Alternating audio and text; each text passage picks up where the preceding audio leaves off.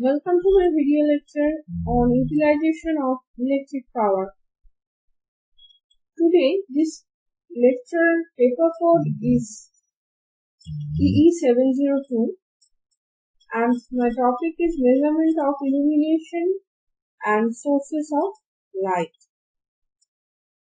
In this lecture, we will mainly discuss about the different sources of light, how much sources can be there in our society, and as per the concern of illumination, different sources of light have a different capacity to illuminate different areas. That thing we have tried to highlight in this lecture. There are much more sources also apart from these sources which we will discuss today. And in my next lecture, we will cover the remaining sources of light which are generally used for illuminating any particular area. Myself, Poonam Banerjee, Assistant Professor of Electrical Engineering Department, Dr. Sudhir Chandrasood, Institute of Technology and Sports Complex. Formerly, it was known as Dr. Sudhir Chandrasood Degree Engineering College. This institute is under JIS Group. So in this lecture, we will mainly discuss about measurement of illumination and sources of light. So let us start with the measurement of illumination. How we can measure the illumination. The best and simplest method of measuring illumination is by portable type illumination photometer calibrated to read directly in lux. So, remember this one. For measuring illumination, portable type illumination photometer calibrated to read directly in lux are generally used for measuring illumination. No shadow should be allowed to fall on the meter during measurements, and the meter should be held perfectly horizontal and stationary of accurate results. The meter should be color corrected type so that it can be used for all kinds of light sources. So, the important thing you have to remember that generally illumination measured by portable type illumination photometer. Okay. Now we will go to different sources of light. According to the principle of operation, the light sources may be grouped as follows. That means, light sources may be arc lamps, high temperature lamp, gaseous discharge lamp, and fluorescent type lamp. So, in arc lamp, the electric discharge through air provides intense light, and this principle is utilized in arc lamps. So, you have to remember that the arc lamps are generally used as electric discharge through air. Okay. Secondly, high temperature lamps. Oil and gas lamps and incandescent filament lamps which emit light when heated to high temperature. These are mainly high temperature lamps. Thirdly, gaseous discharge lamps. Under certain conditions, it is possible to pass electric current through a gas or metal vapor, which is accompanied by visible radiations. Sodium and mercury vapor lamps are operated on this principle. That means for gaseous discharge lamp, those are mainly sodium and mercury vapor lamps. Okay. Next one is fluorescent type lamp. Certain materials, when exposed to ultraviolet rays, transform the absorbed energy into radiation of longer wavelength, lying within the visible range. This principle is employed in fluorescent lamps. Fluorescent lamps are normally the tube lights are basically the fluorescent type lamps. So that means the sources of light are mainly four types. One is arc lamps where electric discharge through air provides the intense light. Second one, high temperature lamps, where oil and gas lamps and incandescent lamp are this type of lamp, that is the normal bulbs. These are mainly high temperature lamps. Thirdly, gaseous discharge lamp. Gaseous discharge lamp are those where high electric current is passes through gas or metal vapor, which is accompanied by visible radiation like sodium or mercury vapor lamps. Mainly, those lamps are we can see in the roadside. Sodium lamps and mercury vapor lamps are generally used for the glow sign boards are generally for mercury vapor lamps. And fourth one is fluorescent type lamp, where some certain material exposed to ultraviolet rays and transform the absorbed energy into radiation of longer wavelength lying within the visible range. That is known as fluorescent lamp, our normal tube lights. So let us start with arc lamp. In an arc lamp, electric current is made to flow through two electrodes in contact with each other, which are drawn apart. The result in an arc being stuck, the arc maintains the current and is very efficient source of light. There are various forms of arc lamps such as carbon arc, flame arc or magnetic arc lamps. So first of all, carbon arc lamp. This is earliest type and is still used in cinema projectors and searchlights. When two hard carbon rods are placed end to end and connected to the terminals of DC supply ends of not less than 45 volts, the current flows through them and ends of carbon rod soon becomes incandescent due to high resistance. If they are slightly cooled, say about 2 to 3 millimeter, an arc will be formed between these two carbon rods and white light will be produced. And the arc is maintained by transfer of carbon particles from one rod to another one, and it is found that these particles travel from positive carbon rod to negative one. That is why the positive rod after some time of use becomes hollow and negative becomes a pointed pencil. Okay. So this is basically the carbon arc lamp. Okay. So in carbon arc lamp, what happens? We had two hard carbon rods. Okay.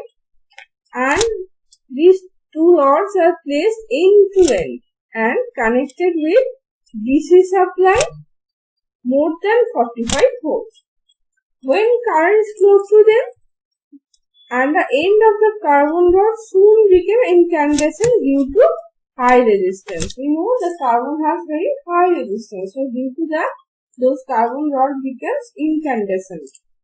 And if they are slightly cooled, 2 to 3 millimeter, then arc will be formed between these two carbon rods. Definitely, if you can pull this carbon rod, then arc will be formed and white light will be produced. And due to that, white light will be produced, and this is basically carbon arc lamp. And due to the transfer of particles and oxidation, both rods burn away by the rate of burning of positive rod is twice of that of negative rod. That is why the X section of the positive rod is made twice of that negative one. In case of AC supply, the rate of burning of both rods is same, and therefore they are made of equal X sections. Since the carbon is consumed during operation, therefore requires adjustment of distance between two rods now and then. Except in small lamps, an automatic device is required for feeding the carbon into. They burn away. The voltage required for maintaining the arc is given approximately V equals to 39 plus 2.8 L, where L is the length of the arc in millimeters. The carbon arc is unstable since as the current increases, the amount of vaporized carbon increases and the resistance decreases so much that the product of current and resistance, that is the voltage drop across the arc, falls. A series resistance is therefore used for stabilizing the arc, and this leads to low overall luminous efficiency. The voltage drop across the arc is about 45 to 60 volts and the supply voltage is 70 to 100 volts. And in case of AC supply, an inductor is used in place of series resistance for stabilizing the arc. In a carbon arc lamp, about 85% of light is given out by positive carbon and 10% by negative carbon and 5% by the air. The temperature of positive carbon is between 3500 degrees centigrade and 4000 degrees centigrade, and that of negative one is about 2500 degrees centigrade. The luminous efficiency of such a lamp is 12 lumens per watt. Okay, so this is the luminous efficiency of arc lamp, that is 12 lumens per watt. Now next one is incandescent lamp. For some time the arc lamps were used for general lighting purposes, but as the carbon arc lamps were complicated, so these have suspended by filament lamps for general lighting. When an electric current is passed through a fine metallic wire, heat is produced and the temperature of the wire increases at low temperatures. The wire radiates heat energy as the temperature of the wire increases due to heating. It radiates heat as well as light energy. The higher the temperature of the wire, higher is the amount of light energy radiated. A black body, when heated to 6250 degrees centigrade, it emits the maximum energy in the visible spectrum range. That means this total concept of incandescent lamp is on heating a particular metallic element, and when the metallic element emits the energy in form of light, that will create the incandescent lamp.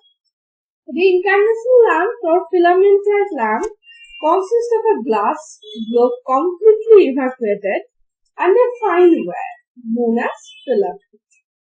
Like we are daily using tungsten filament lamp. Those are normal bulbs we can see. Those are mainly incandescent lamps where the filament is made of tungsten. And the total bulb is just made of a thin glass and it is evacuated. And the glass globe is evacuated to prevent the oxidization and convection currents of the filament, and also to prevent the temperature being lowered by radiation.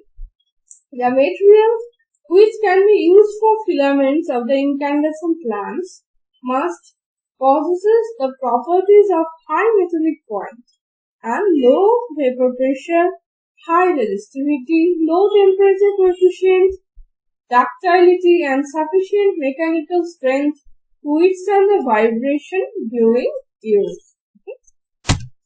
Now, the materials which can be used for filaments in incandescent lamps are carbon, potassium, titanium, tungsten. Though the carbon has a metallic point of 3500 degrees centigrade, but its main drawback is that it starts vaporizing at very fast rates, and if it is operated beyond 1800 degrees centigrade, moreover its temperature coefficient of resistance is negative. That is, its resistance decreases with rise in temperature, and therefore it takes more current from mains. Because of its low operating temperature, its efficiency is quite low and is of order of 3.5 lumens per watt. Osmium is very rare and expensive material, and the melting point of osmium is 2600 degrees centigrade. An average efficiency of osmium lamp is of order of 5 lumens per watt. The melting point of tantalum is only 2800 degrees centigrade, and therefore it cannot be operated at higher temperature to give more efficiency. The efficiency of tantalum filament lamp is about 5 lumens per watt. Nowadays, tungsten is the most commonly used metal for filament due to its high melting point, 3400 degrees centigrade, high resistivity, low temperature coefficient, low vapor pressure, being ductile and mechanically strong to withstand the vibration during use.